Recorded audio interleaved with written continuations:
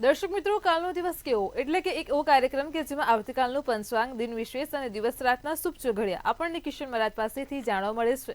ખાસ કરીને કાર્યક્રમની મધ્યમાં મહારાજ એક વિશેષ અને રસપ્રદ મુદ્દાઓ પર માહિતી આપશે, તમારી તમામ સમસ્યાનું નિરાકરણ કરશે. અને કાર્યક્રમના અંતમાં આપણે વાત કરીશું આવતીકાલે જેમનો જન્મદિવસ છે તેમનું આવનારું વર્ષ કેવું રહેશે. ખાસ ટેરો કાર્ડના માધ્યમથી જાણીશું. તો આ તમામ માહિતી આપવા માટે આપણી સાથે જોડાઈ ગયા છે કિશન મહારાજ. દર્શક મિત્રો સૌને પ્રણામ, નમન, વંદન, સ્નેહથી સ્પંદન, દિલથી અભિનંદન. સૌ દર્શક મિત્રોને આજે રમા એકાદશીની વાઘ બારસની ખૂબ શુભેચ્છા. ભગવાન તમને આ વર્ષે એટલું આપે કે ખૂટે નહીં, તન મન ધનથી તંદુરસ્ત રહો, સ્વસ્થ રહો તેવી શુભેચ્છા સાથે આ દિવાળી પર્વની આપણે સરસ મજાના એપિસોડની શરૂઆત કરીશું. શરૂઆત કરવાની છે પહેલાં તો પંચાંગ દિન વિશેષની. આજે ખાસ રસપ્રદ મુદ્દો, કાલે ધનતેરસ છે, બપોર પછી છે. કેવું કરવાનું, શું કરવાનું તેની પર માહિતી આપીશું અને શું ખરીદાય તેની વિશે માહિતી આપીશું અને પછી 12 રાશિના રાશિ ભવિષ્યની ચર્ચા કરીશું. જી બેન.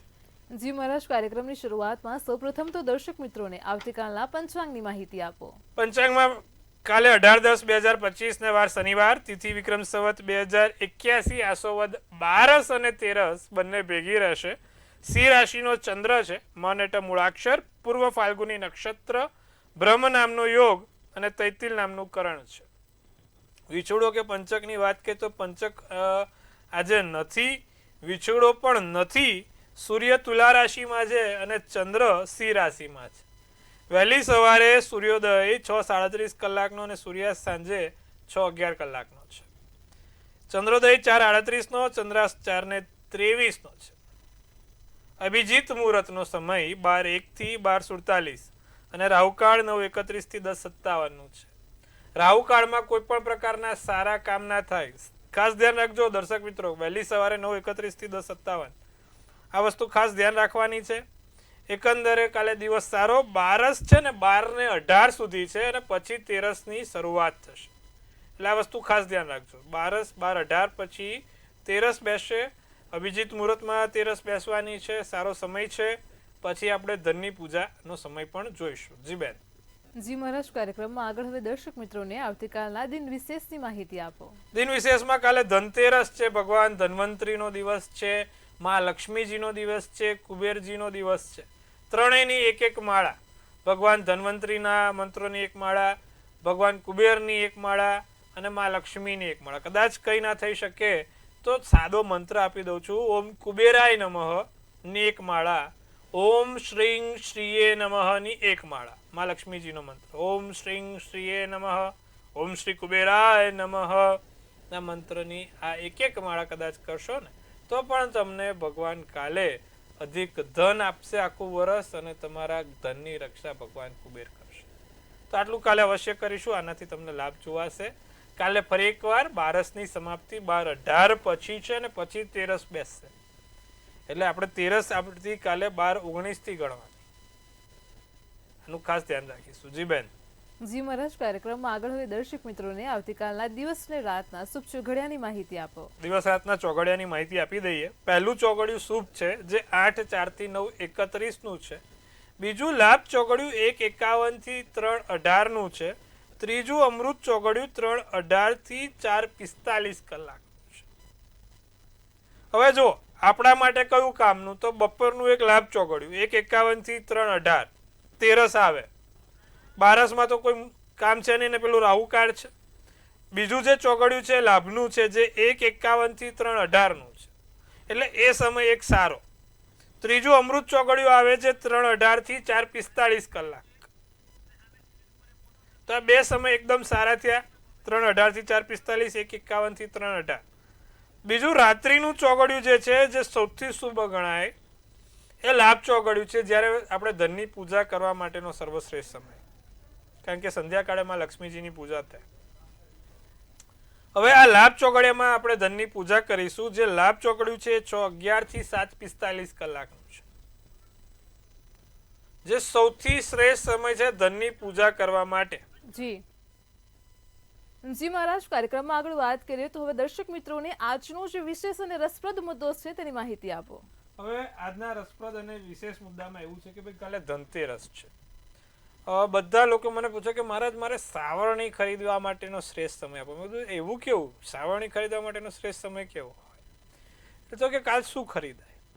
હવે આપણે આમ જોવા જાવ તો ભાઈ સાવરણી ખરીદવા મને કોઈ વાંધો પણ નથી, પણ આનું ક્યાંય ઉલ્લેખ વેદ ઉપનિષદ પુરાણમાં લખેલું નથી કે ભાઈ સાવરણી ખરીદીએ તો ધનતેરસ સારી જાય. એટલે એ બધું હવે ચાલ્યું છે તો ચાલે છે, પણ આવું આપણા ક્યાંય વેદ ઉપનિષદમાં છે નહીં કે નથી આપણા પુરાણોમાં. તો કાલે શું કરાય, શું લેવાય ને શું ખરીદાય? ખરેખર ધનતેરસ શું? ધનતેરસને છે ને ધન્વંતરી ભગવાન સાથે અને કુબેર ભંડારી સાથે સંકળાયેલી આ તેરસ છે. અને આ બંનેની જોડે તમે જો તો કળશ છે. તો કાલે શું લેવાય? તો કાલે કળશની કોઈ પણ પ્રકારની વસ્તુ લો એ તમને લાભ આપે. ખાસ કરીને તાંબાનો કળશ, પિત્તળનો કળશ, સ્ટીલનો કળશ. અને એક બીજી રસપ્રદ મુદ્દાની વાત કહું કે ભાઈ અત્યાર સુધીમાં જે બજારમાં છે જ નથી. ખરેખર ભગવાન ધન્વંતરી અને કુબેરજીને કહેવાય કે ભાઈ જે ધન સાચવવા માટે માટલું જોઈતું હતું. આપણે માટલા પહેલાના જમાનામાં આપણે ગળામાં મૂકતા હતા ને પૈસા, ધન ક્યાં મૂકતા હતા? ગળામાં. અત્યારે લોકો સાવરણી લેવા જાય છે પણ ગળો લેવા કોઈ નથી જતું. સમજવા જેવી બાબત છે. માટલાનું આપણે વર્ષોમાંથી ચરું બહાર નીકળે તો શું નીકળે? શેમાં નીકળે? માટલાના પેલામાંથી નીકળતું હતું ચરું. ધનને ત્યાં સાચવતા હતા, માટલાની અંદર સાચવતા હતા. તો જો તમારે પણ તમારી ધનતેરસ સરસ કરવી છે, જો તમારે પણ ધનના વર્ષા કરાવી છે, તો આવતીકાલે એક માટીનું માટલું લાવજો અને નિત્યક્રમ એ માટીના માટલામાં પાણી પીવાનું રાખજો. લાઈન મૂકી નથી દેવાનું, એમાં જ પાણી પીવાનો આગ્રહ રાખજો. એમાં જ પાણી બને એટલું પીજો તો તમારા ઘરમાં ધન પણ સચવાશે અને જેમ એમાં પાણી કોઈ દિવસ ઓછું ના થાય એમ તમારું ધન પણ કોઈ દિવસ ઓછું નહીં થાય. ધનતેરસના દિવસે માટલી લઈને એની અંદર પાણી ભરવાથી અને પછી એ જ પાણી પીવાથી તમે ચોક્કસથી તમારા ઘરમાં ધનની ઉણપ નહીં સર્જાય. માટે ધનતેરસના દિવસે પહેલાં તો એક માટીની માટલી લાવો. માટીના માટલાને પાણી વડે ભરીને એને પીવાનું રાખો, ઘરના સભ્યો પીવે. કારણ કે તમે ભગવાન ધન્વંતરી જો, કુબેર જો, એ કળશમાં છે, ગોળ આકારનું એમની પાસે પાત્ર છે. એટલા માટે ખાસ ધન્વંતરી ભગવાનને, ધન કુબેર ભગવાનને, માં લક્ષ્મીને રાજી કરવા માટે થઈને કાલે માટલાનું ઘરમાં લાવવું જરૂરી છે. તેની પૂજા કરીને એની પર કંકુનો ચાંદલો કરીને પછી દરરોજ એમાંથી જ પાણી પીવાનું રાખજો. માટલાનું પાણી પીવાથી આમ આયુર્વેદિક ફાયદા પણ છે. ભગવાન ધન્વંતરી આયુર્વેદના ડૉક્ટર છે, એટલા માટે એમને માટલું નથી રાખ્યું. અને તમારું આરોગ્ય પણ સારું રહેશે, સ્વાસ્થ્ય પણ સારું રહેશે અને ધનના કુબેર પણ ભરાતા રહેશે. કાલે ઘરમાં તાંબાના કળશનું પાત્ર ઘરમાં લાવવાથી, તાંબાના કળશમાં પાણી પીવાથી પણ સારું રહે. તો ભગવાન ધન્વંતરીના મંત્ર જાપ, રોજ તુલસીના 2 પાન, એ પણ તમારા માટે બહુ સારું રહે. તો કાલે આટલું અવશ્ય કરજો. સાવરણી લાવો ના લાવો એ અલગ વિષય છે, પણ આ કળશ માટેના મુહૂર્તો મેં કીધા છે, એમાંથી કળશ એટલે કે એક માટલું અને એક તાંબાનો કળશ એ અચૂક લાવજો. પછી જોજો, ચોક્કસથી લાભ થશે બધી જ રીતે. પણ આટલું કાલે કરવું અવશ્ય છે. તો દર્શક મિત્રોને ખાસ વિનંતી, કાલે આટલું કરે, લાભ જોવાશે. જી બેન. જી મહારાજ, તમામ દર્શક મિત્રોને ખૂબ સરસ માહિતી આપી છે. કાર્યક્રમમાં આગળ હવે આપણે રાશિ ભવિષ્યની શરૂઆત કરીએ. સૌપ્રથમ તો મેષ, વૃષભ અને મિથુન રાશિના જાતકોનો આવતીકાલનો દિવસ કેવો છે તે જણાવો. મેષ રાશિને કાલે વાત સ્વીકારવાથી ફાયદો થાય, નવી વાતો મળે, નવું જાણવા મળે, જમીન મકાનથી લાભ થાય, કોર્ટ કચેરીથી બને એટલું દૂર રહેવું. પીળો શુભ કલર, શુભાંક 8 રહેશે. વૃષભ રાશિને વિચારોમાં બદલાવ થયા કરે, વિચારો નાના મોટા બદલાવ થશે, મગજમાં વિચારો ચાલ્યા કરે, સતત નવા વિચારો આવે. પરિવાર સાથે અંગત વાતચીત થાય, પરિવાર સાથેના સભ્યો જોડે સારું રહે. કોઈ ધનહાનિ ના થાય તેનું ધ્યાન રાખજો, ખોટા ખર્ચા ના થાય, આડાવડા પૈસા ના વપરાય તેનું ધ્યાન રાખજો. પીળો શુભ કલર, શુભાંક 3 રહેશે. મિથુન રાશિ, પૈસા સમજી વિચારીને વાપરવા, કાલે ખોટા આર્થિક નુકસાન ના થાય તેનું ધ્યાન રાખીશું. યોગ અને ધ્યાન કરવું, એકાંત ગમે, લગ્ન જીવનમાં સંભાળવું. જાંબલી શુભ કલર, શુભાંક 1 રહેશે. જી બેન. જી મહારાજ, કાર્યક્રમમાં આગળ હવે કર્ક, સિંહ અને કન્યા રાશિના જાતકોનો આવતીકાલનો દિવસ કેવો છે તે જણાવો. કર્ક રાશિ કિંમતી સામાનનું ધ્યાન રાખે, કિંમતી વસ્તુઓનું ધ્યાન રાખે, ખોટી કોઈ જગ્યાએ દલીલબાજી ના કરે. ખોટા દલીલોથી તમારું પોતાનું ઘરનું વાતાવરણ તંગ થશે. ખાલી સમયમાં કોઈ રમત રમાઈ શકે છે. ખોટા ખર્ચા ના થાય તેનું પણ ધ્યાન રાખવાનું છે. લીલો શુભ કલર શુભાંક કાલે 5 રહેશે. સિંહ રાશિ, માતા તરફથી ધન લાભ થાય, માતા તરફથી સારા એવા સમાચાર મળી શકે છે. દિવસ સારો યાદગાર છે. મનને નિયંત્રણ રાખવું, સાંધાના દુખાવા રહ્યા કરે. કાલે ખાસ સ્નાયુઓની સમસ્યા હેરાન ના કરે. સિંહ રાશિવાળાને એનું ધ્યાન રાખે. કથ્થઈ શુભ કલર શુભાંક 1. કન્યા રાશિ, નવા સંબંધો બંધાશે, નવી જગ્યાએ નવી વાતો આવશે, નવી જગ્યાથી નવી વસ્તુઓ પણ મળશે. વસ્તુઓ સંભાળીને સાચવીને મૂકીશું. કામના સ્થળે લોકો તમારા વખાણ કરે, દાનપુન થાય. પીળો શુભ કલર શુભાંક 4 રહે. જી બેન. જી મહારાજ, કાર્યક્રમમાં આગળ હવે આપણી સાથે સમસ્યાઓને લઈને કોલર જોડાઈ ગયા છે. હેલો. હાલો, મારા દીકરા વિશે પૂછવાનું છે. જી, જન્મ તારીખ બોલો. જન્મ તારીખ 5/9/2001. જન્મનો સમય 6 થી 7 સવારે કે સાંજે? સવારે વહેલો. જી, જન્મનું સ્થળ? જામનગર. પ્રશ્ન શું છે? લગ્ન વિશે, ક્યારે એના લગ્ન થશે, ને બીજો વિષ્ણુ ભગવાન ને લક્ષ્મી થી ઉભા ઘરમાં મંદિરમાં રખાય, એ 2 પ્રશ્ન છે. એક તો ઘરમાં લક્ષ્મી નારાયણ જોડે હોય તો વાંધો નહીં, બેઠેલા હોય તો સારું. અને એમાં પણ જો સર્પની મુદ્રામાં હોય, એટલે કે પાછળ સર્પ હોય તો એ બહુ જ સારું કહેવાય. પણ કદાચ ઊભા હોય તો પણ ચાલે, એવું જરૂરી નથી કે એકલા હોય. પણ વિષ્ણુ ભગવાન એકલા ના હોવા જોઈએ, લક્ષ્મી નારાયણ જોડે હોવા જોઈએ અને સાથે હોવા જોઈએ, તેનું ખાસ ધ્યાન રાખવાનું. પિત્તળની મૂર્તિમાં પણ ચાલે અને ચાંદીમાં પણ ચાલે, એટલે એમાં કોઈ પ્રશ્ન નથી. હવે બીજો જે અન્ય પ્રશ્ન છે એમાં મીન રાશિનો ચંદ્ર, સિંહ રાશિનું લગ્ન, ઉત્તર ફાલ્ગુની નક્ષત્ર, બીજની તિથિ છે. સૂર્ય પોતાના સ્થાનમાં લગ્નમાં સ્વગૃહી થઈને બેઠો છે. ચિંતા ના કરો, ભવિષ્ય સારું છે. જે એને વસ્તુ નડી રહી છે, ગુરુ રાહુના ચંડાલ યોગની નડી રહી છે. નિત્યક્રમ પ્રમાણે દરરોજ જે ઓમ નમો ભગવતે વાસુદેવાય 108 વાર બોલવાથી, સાથે દર ગુરુવારે પીપળે હળદર દાટવાથી એના જીવનમાં ચોક્કસથી સારા એવા કામ થતા રહેશે. આટલું કરાવજો, લાભ જોવાશે. જી બેન. જી મહારાજ, અન્ય એક કોલર પણ આપણી સાથે જોડાયેલા છે. હેલો. હાલો, મહાદેવ. મહાદેવ હર. મારા બાબા માટે પૂછ્યું છે, એની જન્મ તારીખ. આ પ્રશ્ન મેં છેલ્લા 3 વર્ષથી પૂછું છું પણ મેં નથી આવતો. એ જન્મ તારીખ છે 12/5/82. જન્મ સમય બપોરે 2 થી 2:25 ની વચ્ચે. જન્મ સ્થળ અમદાવાદ. લગ્નમાં મેળ નથી આવતો. 3 વર્ષથી હું તમને પ્રશ્ન પૂછું કે ગાયને ઓલા કબૂતરને મગ આપું છું, બ્રામ બ્રીમ બ્રોમ રાહુનું અંતર રાખ્યું છે, મંત્ર બોલે છે, મેળ જ નથી આવતો એને. હવે બેન એવું છે, કર્ક રાશિનો ચંદ્ર, સિંહ રાશિનું લગ્ન, શુક્રવારનો દિવસ આશ્લેષા નક્ષત્ર છે અને 8મની તિથિ છે. છોકરાની કુંડળીમાં શનિના ઘરનો રાહુ, જીવનમાં કોઈ દિવસ સારો નહીં. એટલા માટે બેન તમારા છોકરાની કુંડળીમાં 7મે રાહુ શનિના ઘરનો છે. એના કારણે એને લગ્નમાં ખૂબ સમસ્યા રહે છે. એક કામ કરો, 3જી આંગળીમાં રાહુની એને ગોમેદ નામની વીંટી જે કહેવાય એનો ગોમેદનો રત્ન પહેરાવો. બીજું, રાહુના મંત્ર જાપ ચાલુ રાખો, કબૂતરના મગ ચાલુ રાખો.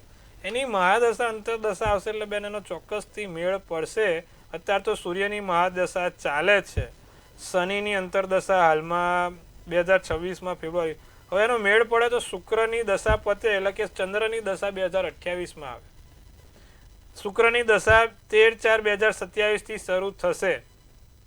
એમાં એનો મેળ પડે તો પડી જાય, કારણ કે રાહુમાં શુક્ર લગ્નના યોગ બનાવડાવે. ત્યાં સુધી બેન થોડું અઘરું છે. આટલું કરાવડાવો, લાભ થશે. જી બેન. જી મહારાજ, તમામ દર્શક મિત્રોની સમસ્યાનું સચોટ નિરાકરણ આપ્યું છે. કાર્યક્રમમાં આગળ હવે તુલા, વૃશ્ચિક અને ધન રાશિના જાતકોનો આવતીકાલનો દિવસ કેવો છે તે જણાવો. તુલા રાશિના આત્મવિશ્વાસમાં વધારો થાય, મન મજબૂત બને, ગુસ્સા પર કાબુ ના રહે. માનસિક રીતે ગુસ્સો કરવો થોડો અત્યારે અનિવાર્ય નથી. નોકરીના માટે દિવસો સારા છે. નવી જગ્યાએ નોકરીની વાતો આવે, નોકરીની નવી તક મળે. જીવનસાથી જોડે કોઈ મતભેદ ના થાય તેનું ખાસ ધ્યાન રાખજો. લાલ શુભ કલર શુભાંક 8 રહેશે. વૃશ્ચિક રાશિને ધન ખર્ચ ના થાય, ખોટા ખર્ચા ના રહે. જમીન મકાન માટે ઉત્તમ દિવસ છે. મગજમાં કાલે કામ ના કરે, મગજ તમારું કાલ સાચવીને રાખજો. સાધન ચલાવતા ધ્યાન રાખવું. સફેદ શુભ કલર શુભાંક 1 છે. ધનરાશિ સમસ્યાઓનો ઉકેલ મળે. ઉધાર આપવા કે લેવા નહીં. કામના સ્થળે સફળતા મળે. સાવધાની, પૈસાની લેવડ દેવડમાં સાવધાની રાખવી. કાળો શુભ કલર શુભાંક 2 રહેશે. જી બેન. જી મહારાજ, કાર્યક્રમમાં આગળ હવે મકર, કુંભ અને મીન રાશિના જાતકોનો આવતીકાલનો દિવસ કેવો છે તે જણાવો. મકર રાશિને કાલે મતભેદના સામના કરવા પડે. જમીન મકાન વડે લાભ થતા જોવાય છે. મોસાળ પક્ષથી પણ લાભ થતા જોવાય છે, પણ શરીરમાં ક્યાંક ને ક્યાંક નાની મોટી આળસ તમને મારી નાખે. ગુલાબી શુભ કલર શુભાંક 7 રહેશે. કાલે કુંભ રાશિની જો વાત કરીએ તો સ્વાસ્થ્ય બહુ સારું છે, સુંદર છે.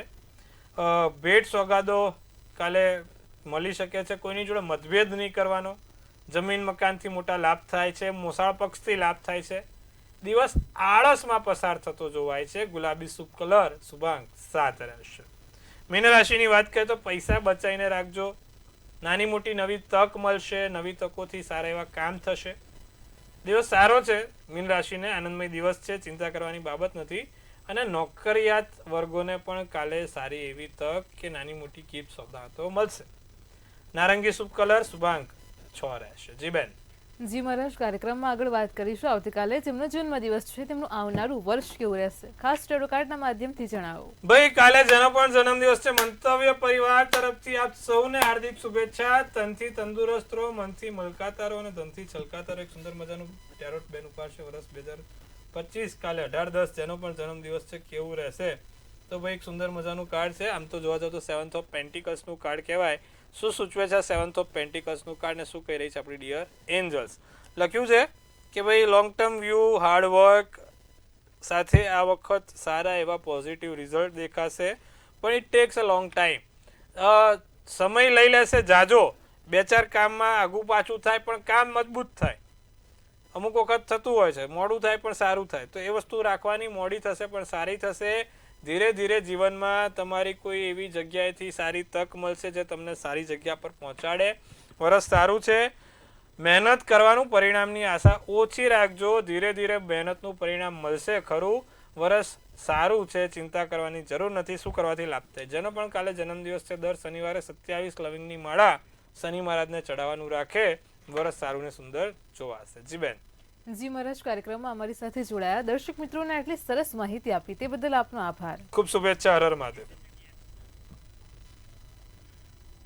દર્શક મિત્રો, તમને પણ કોઈ સમસ્યા હોય તો નોંધી લો કિશન મહારાજનો કોન્ટેક્ટ નંબર.